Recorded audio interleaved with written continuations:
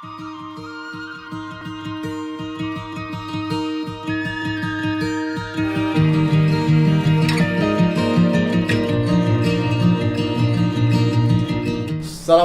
warahmatullahi wabarakatuh. Alhamdulillah, wassalatu wassalamu ala rasulillah wa ala alihi wa sahbihi wa mawala. Allahumma salli ala Sayyidina Muhammad wa ala ali Sayyidina Muhammad. Pemirsa yang kami hormati, puasa kali ini kita harus ibadah di rumah. Tidak perlu resah, monggo mari kita nikmati, kita syukuri, kita lakoni. Senyamang sekalian kita mencari solusi langit out of the box. Di saat banyak orang mengandalkan solusi bumi, physical distancing, pakai masker, kemudian cuci tangan, tentu baik-baik saja. Tetapi perlu ada keseimbangan, yaitu berharap keajaiban dari langit. Senyampang di bulan puasa, bulan yang penuh dengan ampunan Allah, saatnya kita menjemput keajaiban langit dengan memperbanyak doa, memberi, peduli, dan sedekah. Kalaupun kita sudah memberi, berderma, konon sedekah itu tolak bala. Kok masih wabah ini belum berhenti? Mungkin sedekah kita karena pencitraan, karena filantropi, bukan karena tahapan awal untuk taubatan nasuha menuju Allah Subhanahu wa Ta'ala. Mungkin banyak kita sudah berdoa, mungkin doa kita kurang yakin, sebagai keimanan kekuatan kita kurang positif. Nah, tampaknya kita perlu belajar dari teman-teman kita di London, para mu'alaf. Di poster-poster mereka tampak demikian yakin bahwa pisau tidak membunuh Ismail, ikan tidak memakan Yunus, lautan tidak menenggelamkan Musa, api tidak membakar Ibrahim. Be with Allah, Allah will protect you. Selalulah bersama Allah, maka Allah akan melindungi kamu. Demikian keyakinan mereka.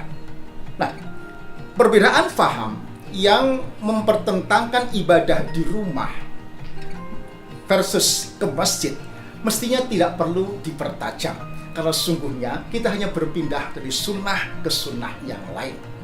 Ketika kondisi aman, kita disunnahkan untuk sholat di masjid, tetapi ketika kondisi wabah dan menakutkan, hadis yang lain menyebut sunnah untuk beribadah di rumah. Segi dua-duanya sunnah, tak perlu dipertentangkan secara diametral. Tidak tepat pula membandingkan atau tidak komparabel. Ke pasar, ke ATM bisa, masa ke masjid nggak boleh? Itu berbeda, sesuatu yang tidak bisa dibandingkan. Ketika tidak ke masjid, maka masih ada alternatif, yaitu sholat di rumah, sama-sama baiknya. Tetapi ketika tidak ke pasar, tidak ke ATM, maka itu tidak bisa makan dan tidak ada penggantinya. Jadi jangan kemudian dibandingkan, apalagi dipertentangkan. Jangan pula ada perasaan bahwa, aduh, kalau tidak ke masjid itu rasanya gak enak. Nah, ibadah tidak boleh pakai ilmu. Ada aturannya. Jangan punya perasaan gak enak kalau tidak tarawih ibadah ke masjid. Jangan begitu. Kenapa? Ibadah harus pakai ilmu, pakai aturan, tidak main perasaan. Sungguh, ibadah di rumah di kala seperti ini tidak kurang pahalanya. Ketika niat ke masjid, berpahala.